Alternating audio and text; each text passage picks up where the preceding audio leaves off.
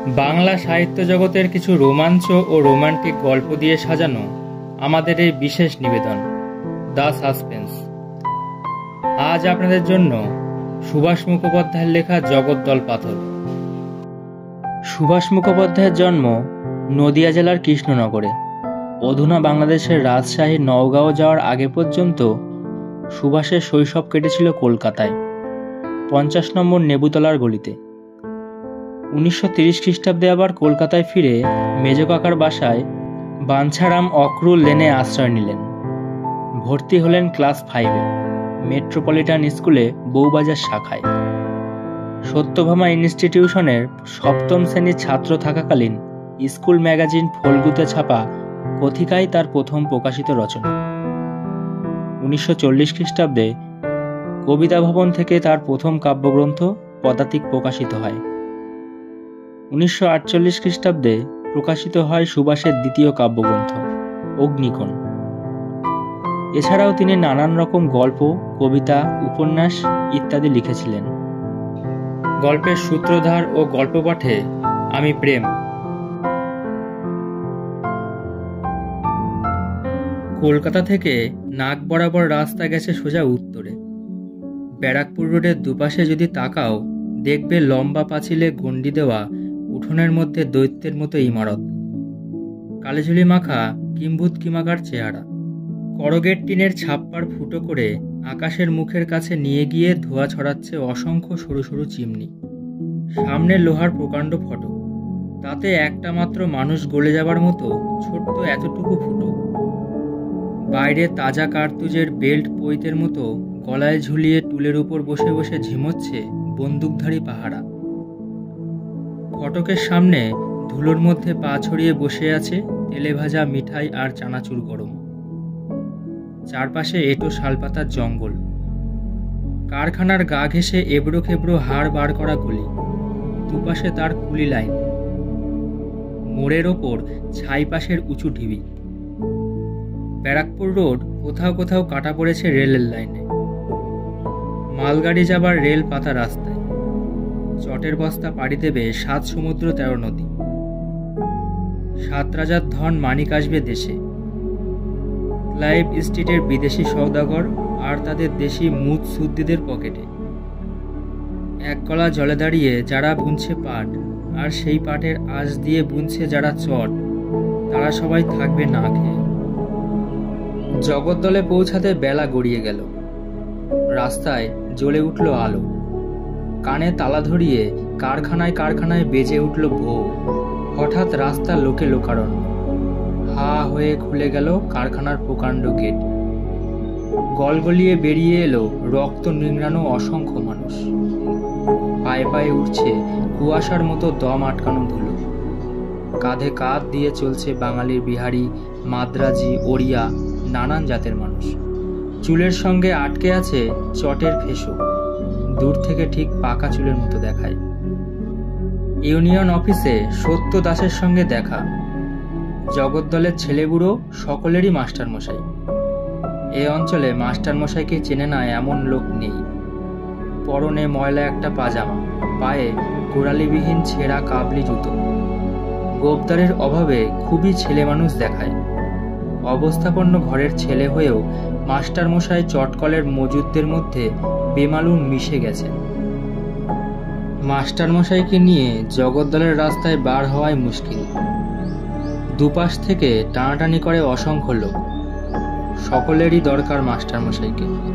কারখানার সাহেব বড় বাড়াবাড়ি শুরু করেছে, একটা কিছু না করলেই নয়। ছাঁটাই চলছে অমুক কলে, ধর্মঘট না করলে চলছে না। আর ছুটির দরখাস্ত লিখে দিতে হবে একটা। এমনি হাজারো দরকারে মাস্টারমশাইকে চাই। চা তাকে খেতেই হবে, নইলে রাগ করবে ঢেন কানলের রঘুয়া। সরু একটা গলির মধ্যে দোকান, টিন দিয়ে ছাওয়া বাঁশের চাচের ঘর। বাইরে বারান্দা থেকে ঘরের মেঝে বেশ একটু নিচু, সারি সারি বেঞ্চি পাতা। ঘরে একটা মাত্র দরজা, জানালার বালাই নেই। ঘরটা বেজায় স্যাঁতসেঁতে। মিল ফেরত কুলির দল বেঞ্চিতে সজোরে ঠ্যাং তুলে সর্দার আর বাবুদের উপর গায়ের ঝাল মেটাচ্ছে। অ্যালায়েন্স মিলের বিমার সুখদেওয়ের সঙ্গে আলাপ হলো চায়ের দোকানে। রোগা কালো হাড় বার করা চেহারা, চোখ দুটো অসম্ভব চকচকে। সপ্তাহে সপ্তাহে যে মজুরি পাওয়া যায় তাকে বলে হপ্তা। সুখদেও হপ্তা পায় ৮-৯ টাকা। মা বাপ ছেলে বউ নিয়ে ৮ জনের সংসার তাতে কিছুতেই চলতে চায় না। আধপেটা খেয়ে ৫ দিনের চালে ৭ দিন চালাতে হয়, তাও প্রতি ৪ সেরে ৮ সের করে ইটের কুচো। খেয়ে খেয়ে পেটের ভেতরটা কংক্রিটে ঠাসা হয়ে গিয়েছে। ফতুয়ার পকেট থেকে পোস্টকার্ডে খুদে খুদে অক্ষরে লেখা একটা ভাঁজ করা চিঠি বার করে সুখদেও। দেশ তার উড়িষ্যায়। শ্রাবণ-আশ্বিনে ব্রাহ্মণী নদীর উপরে উপরই ২ বার বানে ডুবে গেছে ধান আর রবিখন্দ। তাই বারবার করে যেতে লিখেছে, কিন্তু যাবে কেমন করে? দেনায় মাথার চুল পর্যন্ত বিকোনো। ঘরে যেতে গিয়ে ভিটেটাও শেষে লাটে ওঠাবে। ভোর হতেই লাইনে লাইনে কাবুলিওয়ালারা ঘোরে। কাবলি জুতোর মশমশ আর লাঠির ঠক ঠক শব্দে সবাই চমকে ওঠে। শুক্র শনি রবি আতপুরের নিমতলায় কিংবা কারখানার গেটে কুলিদের তারা পাকড়াও করে। বেশি কথার লোক নয় তারা, বুলি তাদের একটাই, আসলি নেই মানতা, সুদ লাও। আসল চাই না, সুদ চাই। মাসে টাকার ২ আনা সুদ। ১০ টাকা নিলে ৪ সপ্তাহে ৪ কিস্তিতে শোধ দিতে হবে আসলের দেনা। চায়ের দোকান থেকে বেরিয়ে ডান হাতে ৯ নম্বর গলি। চাচের দেয়াল কাত হয়ে হেলে পড়েছে। ঘর এফোড় ওফোড় করে ভেতর অবধি ঢুকে গেছে রাস্তার নর্দমা। দরজা বলে কিছু নেই। কুকুর আটকানোর জন্যে ছেঁড়া চটের পর্দা শুধু ঝুলছে। রাস্তা থেকে ঘরের মেঝে ২-৩ ফুট নিচু। চারিদিকে ভনভন করছে মাছি। একটু এগোলে নজরে পড়ে কোনো এক সর্দারের হাল ফ্যাশনের পাকা বাড়ি। ঘরে তার ২-৩টে গরুও আছে। নিজের ২টো মাঠ কোঠাও আছে, ভাড়া খাটায়। সর্দারের হপ্তা ৩৫ টাকা। হপ্তা যাই হোক, মাসে তার উপরই মেলে ৫০০-৬০০ টাকার ১/৮ কম নয়। গঙ্গার ওপারে মিলের বাবুদের এই বাজারেরও নতুন নতুন কোঠা আছে। দোতলা বাড়ি ৩ তলা হচ্ছে। মেঘনা মিলের বেনারসির সঙ্গে আলাপ হলো রাস্তায়। সর্দারকে ২২ টাকা ঘুষ দিয়ে বেচারা কাজে ঢুকেছিল। জ্বর গায়ে ২-৩ দিন কামাই হবার পর জবাব হয়েছে। কাজ যাবার ভয়ে অনিল জ্বর নিয়ে আর রামধনী মাজার ব্যথা নিয়েই কলে যায়। ঘুষ দিতে না পারলে ছুটি নেই, লেট হলে সঙ্গে সঙ্গে জবাব। একটু এগিয়ে অ্যালায়েন্স সাউথ লাইন ওরফে নয়াবাড়ি। সুলেমান মিয়ার ঘরে গিয়ে উঠি। ছাঁচে ঢালা ৫ হাত লম্বা, ২ হাত চওড়া পায়রার খুদে খুদে খোপ। ৮ টাকা ভাড়া। একজনের পক্ষে এত ভাড়া মাসে মাসে দেওয়া সম্ভব নয়। তাই একটা ঘরে ৯-১০ জন ঠাসাঠাসি করে থাকে। থাকা মানে কোনো রকমের চোখের পাতা দুটো এক করার মতো একটু জায়গা বেছে নেওয়া। সুলেমান মিয়ার ঘরের মধ্যে তাকিয়ে মনে হলো এর চেয়ে ভালো খোলা আকাশের নিচে বেদের টোল। খান কয়েক ছেঁড়া উলিঢুলি চট ছাড়া আর কিছু নেই। ঘরে একটি মাত্র জানালা, বন্ধ থেকে সেটা কুলুঙ্গির কাজ করে। সেখান থেকে খান কয়েক রং চটা কলাই করা সানকি আর টিনের কৌটো। বাইরের দাওয়ার উপর গনগন করে জ্বলছে কাঁচা কয়লার উনুন। ধোঁয়ায় ধোয়া হয়ে আছে গোটা ঘর। কম করে ৫-৬ লোক থাকে এই লাইনে। কেউ তাঁত ঘরে, কেউ সেলাই ঘরে, কেউ বা পাট ঘরে কাজ করে। ভোর হতে না হতেই টাট্টিখানার সামনে মারামারি লেগে যায়।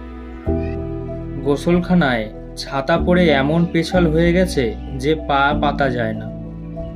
তাড়াহুড়ো করতে গিয়ে হামেশাই লোকের মাথা ফাটে। পাকা ঘরের ঠিক কোল ঘেঁষে ১২ পেচ্ছাপখানা। ঝাড়ুদার দিনে একবার আসে। দুর্গন্ধে নাকে কাপড় দিতে হয়। মোড়ে মোড়ে একটা করে চোখ তুলি পরানো বিজলি বাতির আকাশ প্রদীপ। কয়েক পা এগোলেই অন্ধকারে পথ হাতড়াতে হয়। ডবল খাটুনি খেটে বাইরে দড়ির খাটিয়ার ওপর ক্লান্তিতে এলিয়ে পড়েছিল ইয়াকুব। দাঁড় ভাঙায় দেশ তার। অন্ধকারে চোখ বুজে কি ভাবছিল জানি না। আমাদের সাড়া পেয়ে উঠে বসল ইয়াকুব। বলল, দেশে গ্রাম ঘরে হাজার হোক আলো হাওয়া আছে, কিন্তু যার জোর জমি নেই দেশে তার ঠাঁইও নেই। অকল্যান্ড মিলের দক্ষিণ দিকে এক গলি দিয়ে আসছি। হঠাৎ মাস্টারমশাই থেমে গেলেন। শুনছেন? মেকানিক গোপাল মাঝি কাশছে। শব্দ শুনলাম। পাঁজর ফেটে দমকে দমকে কাশির বেগ উঠছে। দাঁড়িয়ে থেকে শোনা যায় না, নিজেরই যেন দম বন্ধ হয়ে আসে। পাটঘরে পাটের আঁশ গলায় গিয়ে গলা সুরসুর করে। যক্ষা রোগীদের কাশির সঙ্গে দলা দলা রক্ত ওঠে। পাশে যারা থাকে তারা দেখেও দেখে না। দুদিন পর তাদেরও গলা দিয়ে রক্ত উঠবে। ছুটি চাইলে ছুটি পাওয়া যাবে না, কর্তাদের জানালে তক্ষুনি জবাব। মজুরদের অসুখে এই হচ্ছে মালিকের দাওয়াই। রোগ চেপে চেপে আজ একেবারে মরণ দশা হয়ে গিয়েছে গোপালের। বিছানা ছাড়া উঠতে পারে না। হাতে একটা পয়সাও নেই যে ডাক্তার ডাকবে। এমনিতেই সংসার অচল হয়ে পড়েছে। আতপুর স্কুলের সেরা ছাত্র ছিল নেপালের ভাই কেষ্ট। স্কুল ছাড়িয়ে তাকে মিলিটারিতে জান দিতে পাঠানো হয়েছে। একজনের জান গিয়ে যদি 5 জনের জান বাঁচে, কিন্তু সেও আর কদিন। গোলকধাঁধার মতো জগদ্দলের গড়ি কোনখান দিয়ে কোথায় গেছে কিছুতেই ঠাহর পাওয়া যায় না। মিস্ত্রি হরিচক্রবর্তীর ইট খাসা ভিটেটা পর্যন্ত বাধা পড়েছে। পয়সাওয়ালা লোক বলে চক্রবর্তীদের এককালে নাম ডাক ছিল। অবস্থা আজ একেবারে পড়ে গেছে। নইলে কি শেষটায় লাজ লজ্জা ঘুচিয়ে কারখানায় কাজ নিতে হয়? ভাইয়ে ভাইয়ে কতই না বনিবনা ছিল আগে, আজ আর মুখ দেখা দেখি নেই।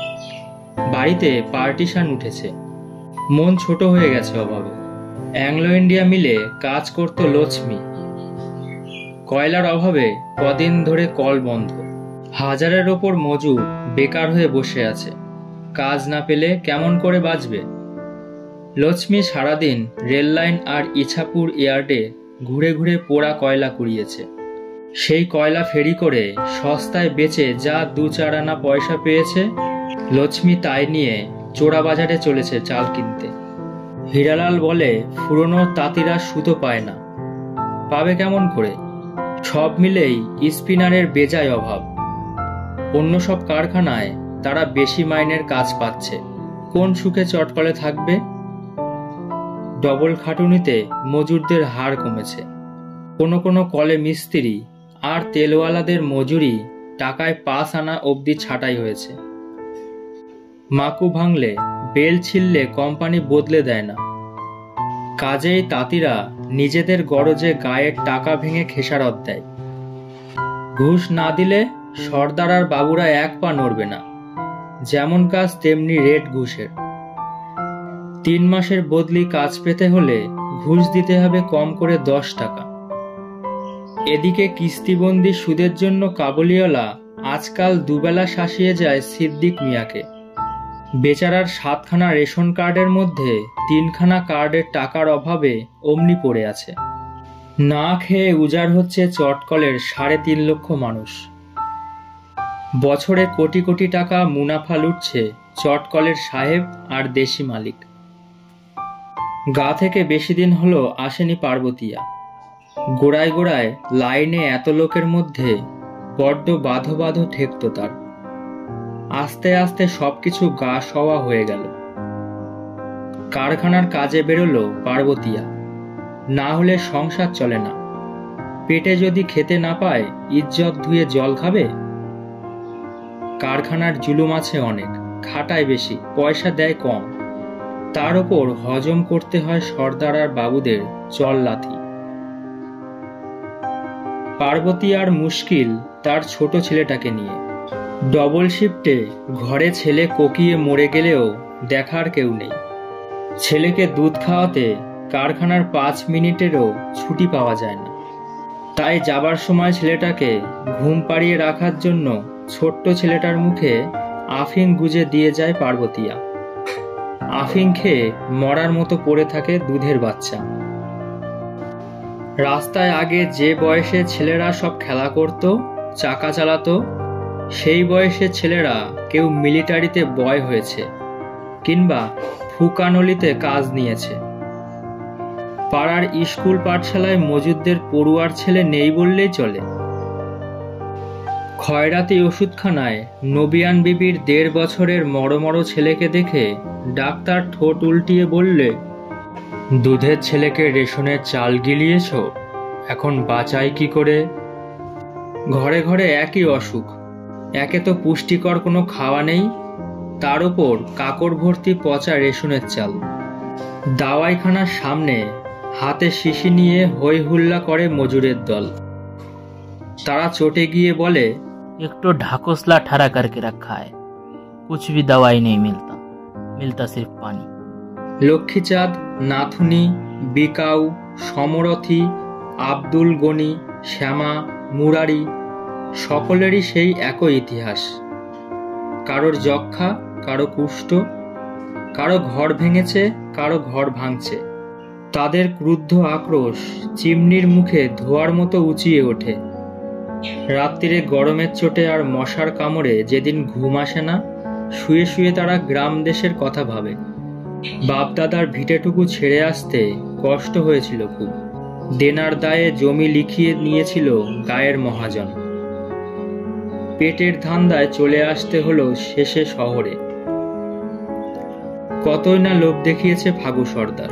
চটকলের চাকরিতে 2 হাতে টাকা। 14 বছর ধরে খালি পেটে হাড়ে হাড়ে টের পেয়েছে তারা চটকলের চাকরিতে কি মজা। সারা জীবন কাজ করেও চাকরি পাকা হয় না এখানে। অত্যাচারে অত্যাচারে ভোতা হয়ে গেছে মানুষগুলো। মাঝে মাঝে তারা আগুনের মতো দপ করে জ্বলে ওঠে, ফস করে নিভে যায়। বিহারি, বিলাসপুরি, বাঙালি, মাদ্রাজি, ওড়িয়া, সাহেব মালিকরা তাদের আলাদা আলাদা করে রাখে।